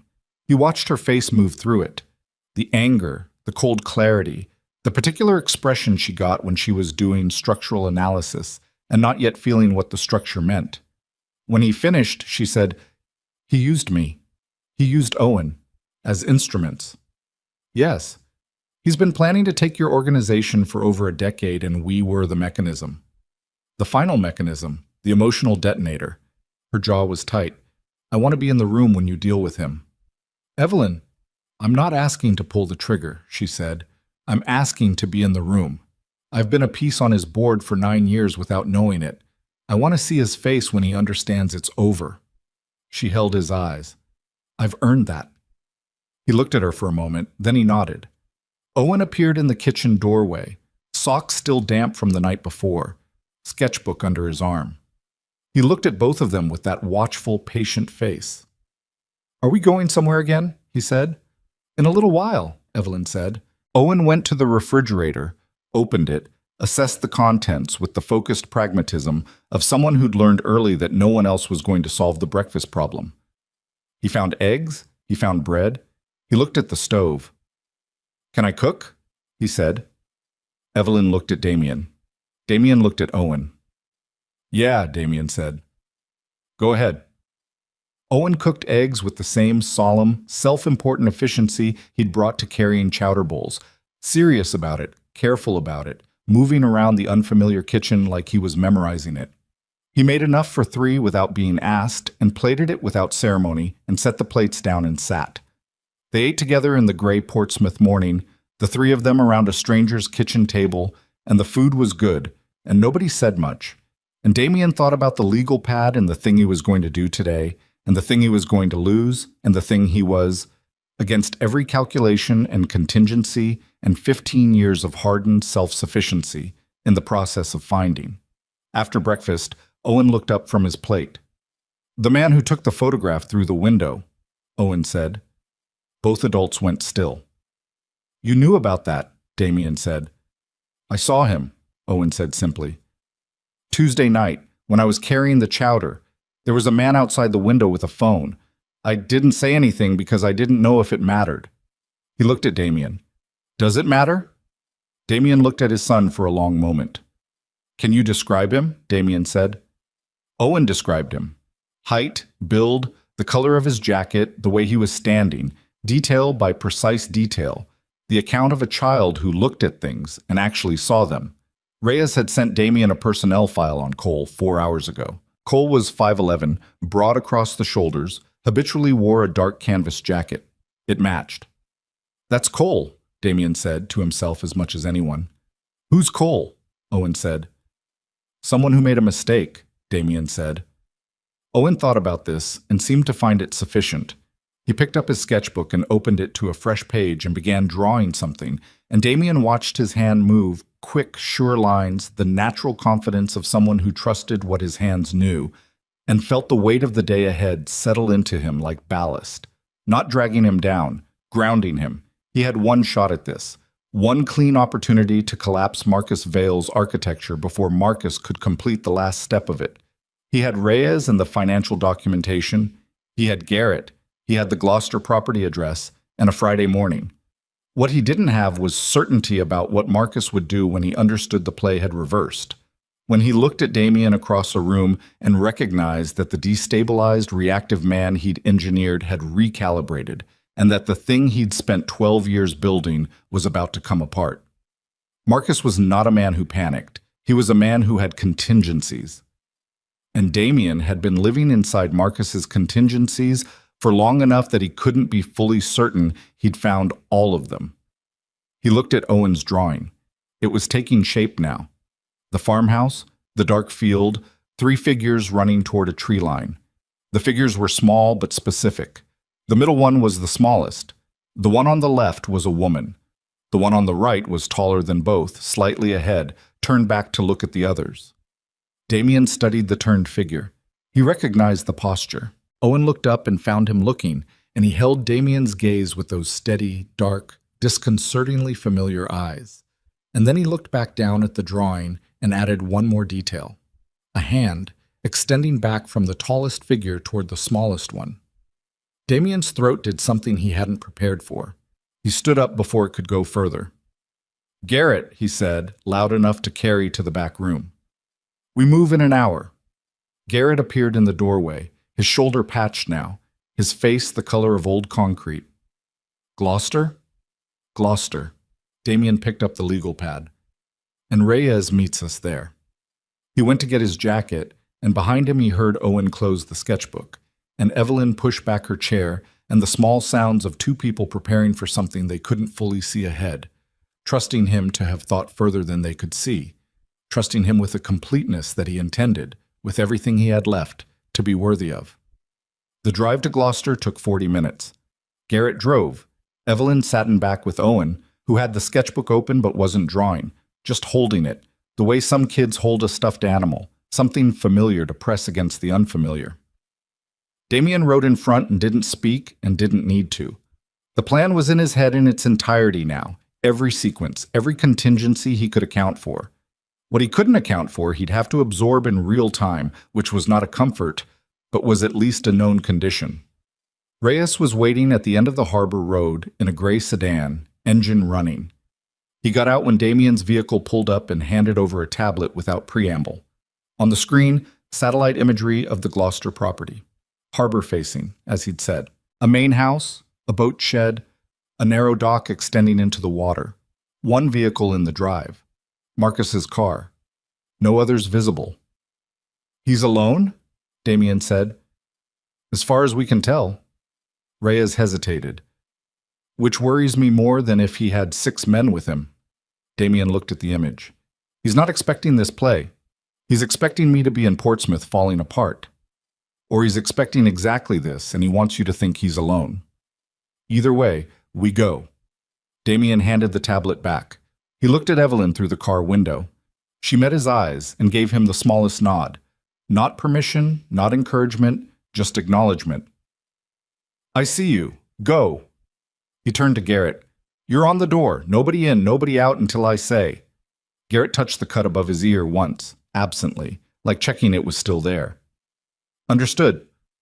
They walked down the harbor road in the cold morning air, the Atlantic gray and restless beyond the dock, and Damien knocked on Marcus Vale's door the way you knock when you're not asking to be let in. Marcus opened it. For the first time in 30 years of practiced composure, something moved across his face that was not controlled. It lasted less than a second. Then it was gone, replaced by the familiar stillness, the folded hands calm, the expression of a man who had always known this moment was theoretically possible and had prepared for it. "Damien," he said. "Marcus." Damien stepped inside without being invited. Evelyn followed. "You know who this is?" Marcus looked at Evelyn with the particular quality of attention he gave to problems, assessing, categorizing, recalculating.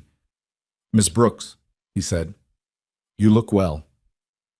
"You should sit down," Damien said. "This is going to take a while." "Is it?" Marcus didn't sit. He stood in the center of his own living room with the harbor light behind him and looked at Damien with those 12 years familiar eyes. And what was in them now was not fear, and it was not guilt, and it was not the performance of innocence. It was curiosity. The pure, cold, clinical curiosity of a man who had just had his most sophisticated plan interrupted and genuinely wanted to know how. The secondary phone, Damien said. Cole. The route through Maine. The photograph taken before I arrived. He watched Marcus's face. Nothing. You engineered the meeting. You wanted me to find her. A pause. Then Marcus said, Yes. The word landed in the room like a stone dropped into still water. I wanted to see, Marcus said quietly, what you'd choose, given everything. His eyes moved between Damien and Evelyn.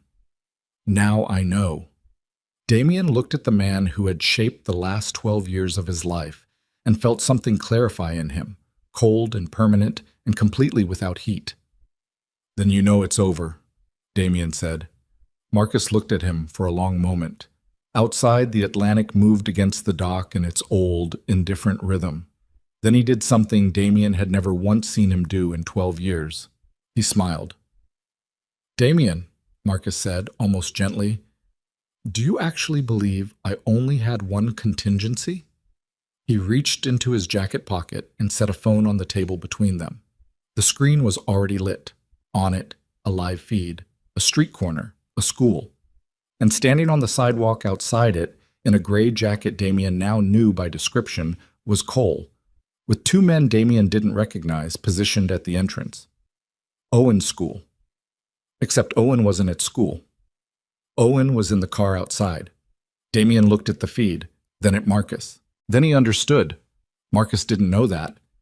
Marcus thought Owen was exactly where any normal morning would put him. Damien felt the last piece lock into place. You just showed me your final card, Damien said quietly. And it's empty. He nodded once toward the window, where Garrett was visible on the dock, phone to his ear, already calling it in. And behind Marcus, through the harbor-facing glass, two federal vehicles turned onto the road. Adler hadn't waited for the morning meeting. Reyes had sent the documents at dawn. Marcus Vail did not look at the federal vehicles. He looked at Damien. Just Damien, with that same cold, clinical curiosity, as though the cars pulling onto the harbor road were an interesting variable rather than the end of everything. His hands were still at his sides. His breathing had not changed. Whatever Marcus Vail was on the inside, he did not perform panic, and he did not perform surrender, and Damien had spent 12 years mistaking that stillness for loyalty when it had always been something colder and more self-contained than loyalty could ever be. You sent it before the meeting, Marcus said. Not a question. Reyes sent it at 5:40 this morning, Damien said. Adler had a federal judge on the phone before 6. Marcus absorbed this. His eyes moved briefly to Evelyn, not with anger, not with the specific malice of a man who needed someone to blame, but with the assessing quality of a chess player reviewing the move that had beaten him.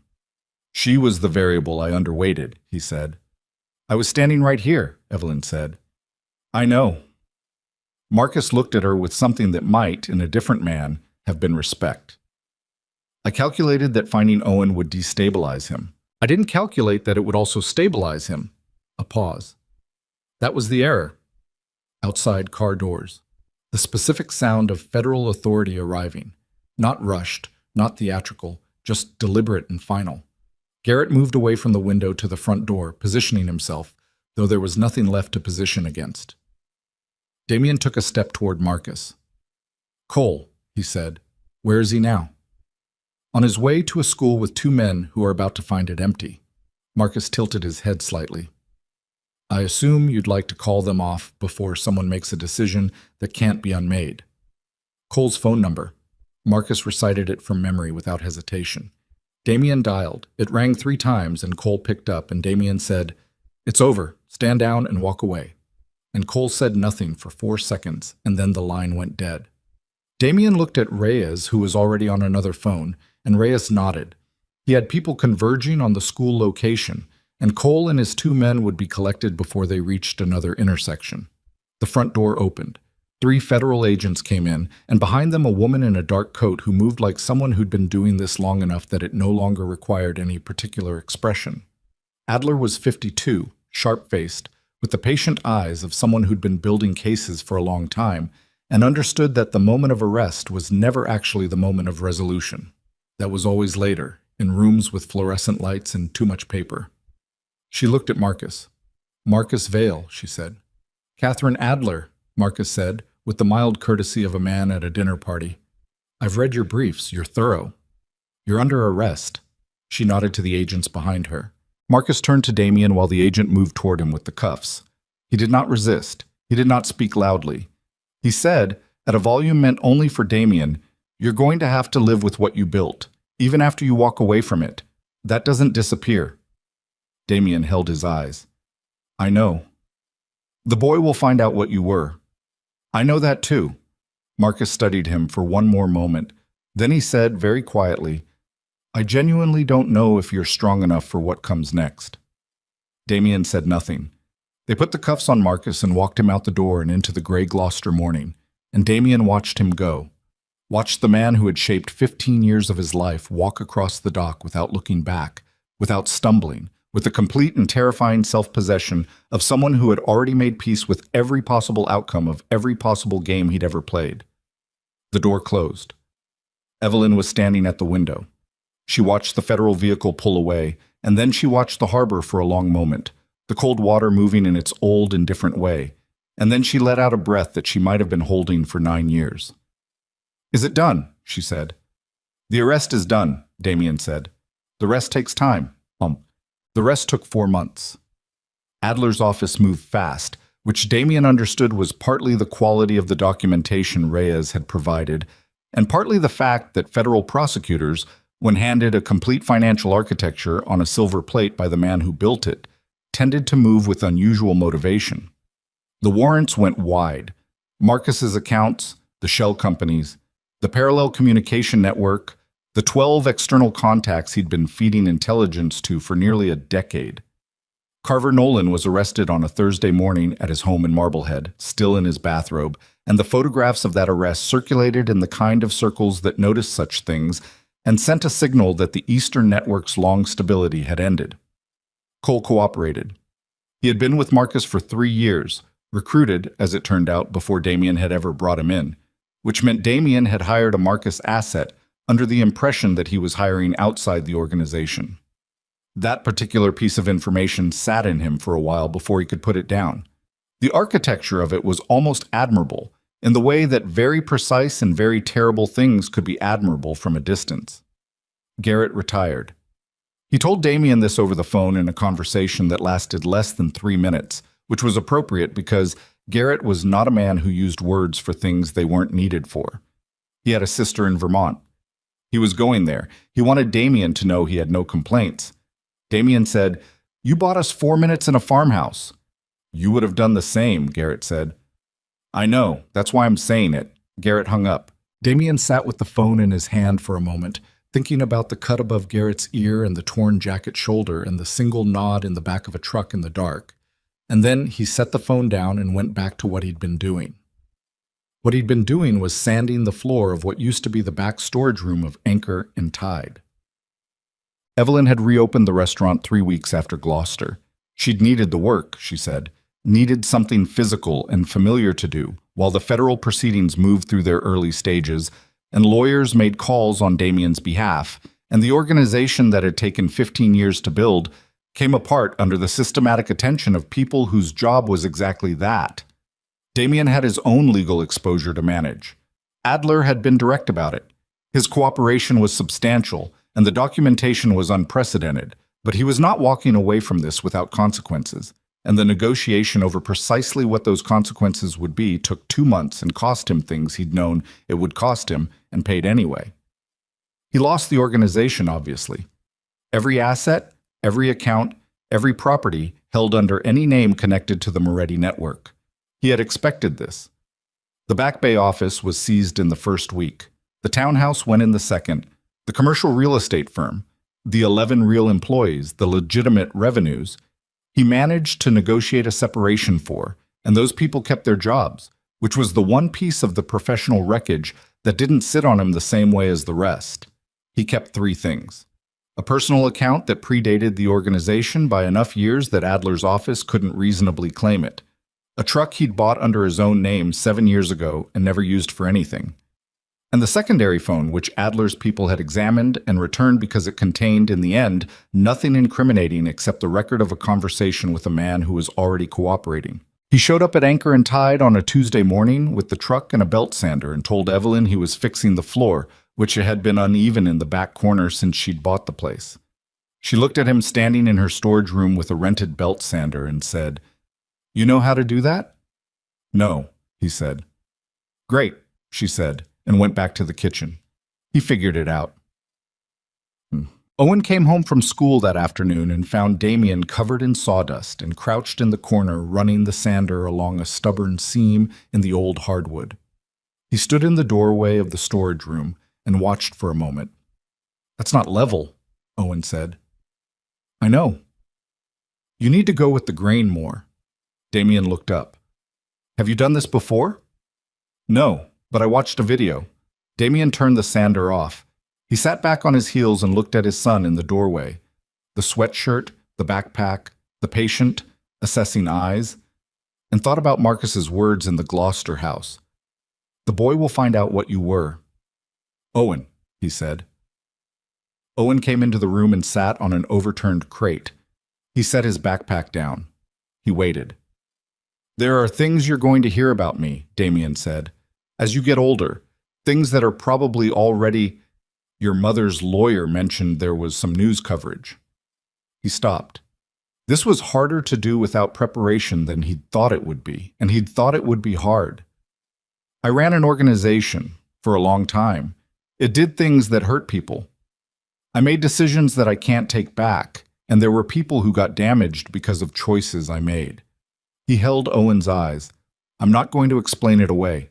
I'm just going to tell you it's true." Owen was quiet for a moment. His hands were in his lap, still.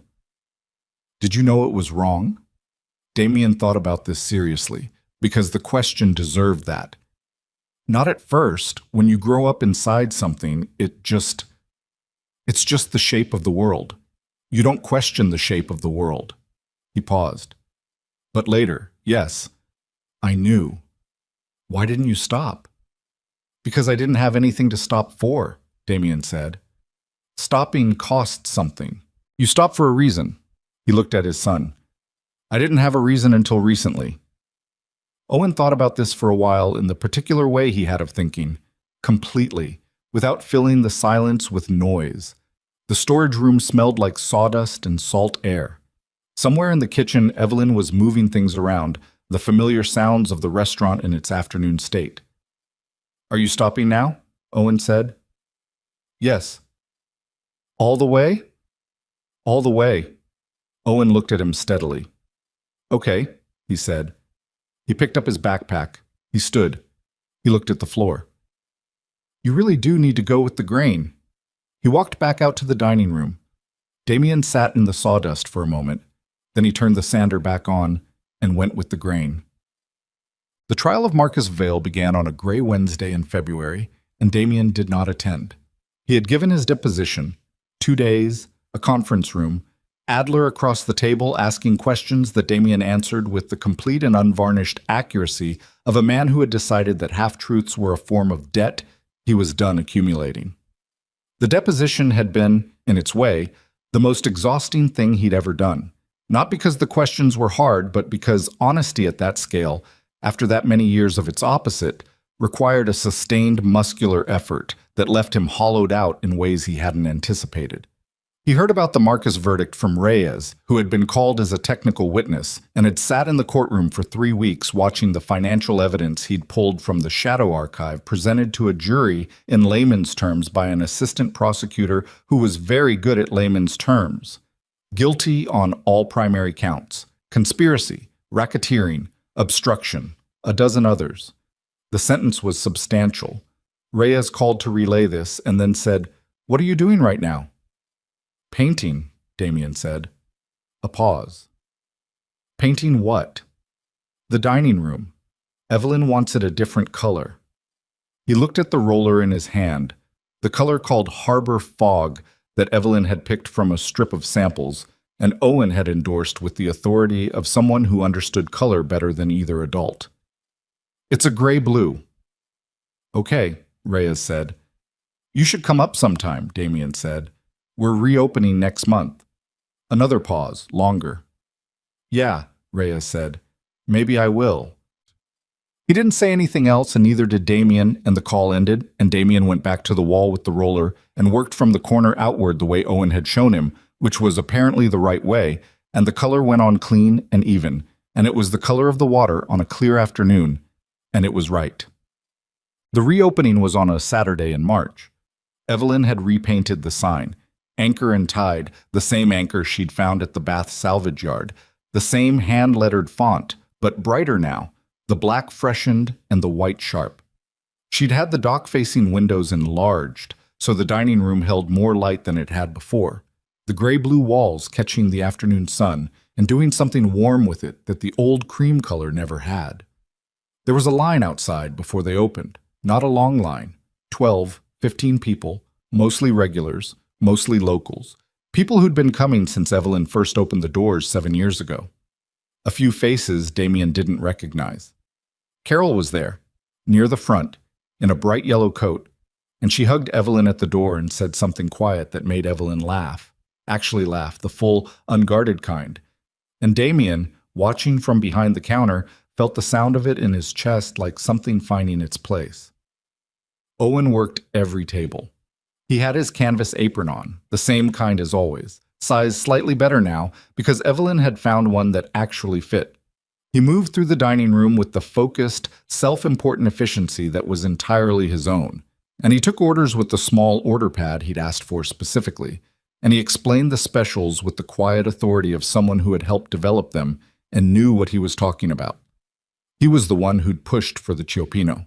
He'd been asking about it for 3 months, had done research, had brought printed information to the kitchen table like a small, serious lobbyist making his case. And Evelyn had finally agreed to run it as a weekend special, and Owen had spent 2 Saturdays standing beside her while she developed the recipe, watching and occasionally offering opinions that were, as he had correctly predicted, improvements. Damien watched him take an order from a couple near the enlarged windows, watched the way Owen listened, fully, with the pad but also with his eyes, the way Evelyn listened, and then confirmed the order back with a precision that made the couple exchange a small smile, charmed by it, the solemn professionalism of this 9-year-old. He had turned 9 in January. The birthday had been small. Evelyn, Damien, Carol, a boy from school named Freddie who brought the good chips. Owen had requested, as his birthday dinner, the Cioppino that was still in development, and Evelyn had made it, and it had been close but not quite, and Owen had given specific feedback about the fennel, which was correct. Damien had gotten him a sketchbook. A good one. Large format, thick paper, the kind that held charcoal and watercolor both without buckling. Owen had opened it and looked at it and said, "This is the right kind," with the matter-of-fact approval of someone who had needed this specific thing and was glad someone had figured that out. And Damien had felt something he still didn't have a clean word for, only the knowledge that it lived somewhere in the vicinity of his sternum and activated without warning. By 6 o'clock, the dining room was full and warm. Evelyn was at the pass, plating, calling orders back to the line cook she'd hired. A young man named Terrence, who was fast and quiet, and took direction without ego, which was the primary qualification she'd screened for. Damien worked the floor, which he was still learning but getting better at, and he had discovered in the weeks of prep and soft runs that he was not bad at it, that the same spatial attention he'd once applied to threat assessment translated reasonably well to tracking which table needed water, which order was taking long, which customer was the kind who wanted to be checked on, and which wanted to be left alone. Owen, passing him with 2 bowls of chowder, said quietly, "Table 6 looks like they want the check." Damien looked at table 6. A couple, finished, leaning back. He hadn't clocked it yet. "You're right," he said. Owen moved on. Damien got the check. At 7:30, during a brief lull between the dinner rush and the stragglers, Evelyn came out from the kitchen and stood beside him at the counter, looking at the dining room, The full tables, the lamplight, the harbor blue walls in the warm evening, Owen explaining something to the couple at the window table with large, earnest gestures. "What's he telling them?" Damien said. "Probably the Chopino," Evelyn said. "He tells everyone about the Chopino." They stood together and watched their son hold court at the window table, and the couple was nodding now, clearly persuaded, and Owen wrote something on his pad with the gravity of a completed negotiation. Evelyn said, without looking at Damien, "It took me a long time to understand that I wasn't wrong to leave." He was quiet. "I was working with the information I had," she said. "Marcus gave me a picture of the world, and I made the best decision I could inside that picture." She paused. "I spent years thinking I'd ruined everything. Ruined it for Owen, ruined it for you, ruined whatever we could have been." She looked at the harbor through the big windows, the dark water, the lights of the dock, the old anchor sign reflected in the glass. "But if I hadn't left, if Marcus hadn't done what he did, Owen grows up inside the organization. He grows up with that as the shape of the world." Damien had thought about this. Many times, in the 4 months since Gloucester, turning it over in the particular way you turn over things that have no resolution, only angles. "I know," he said. "I'm not saying it was worth it," Evelyn said. "I'm saying it happened, and this is what's on the other side of it, and I can live with what's on this side."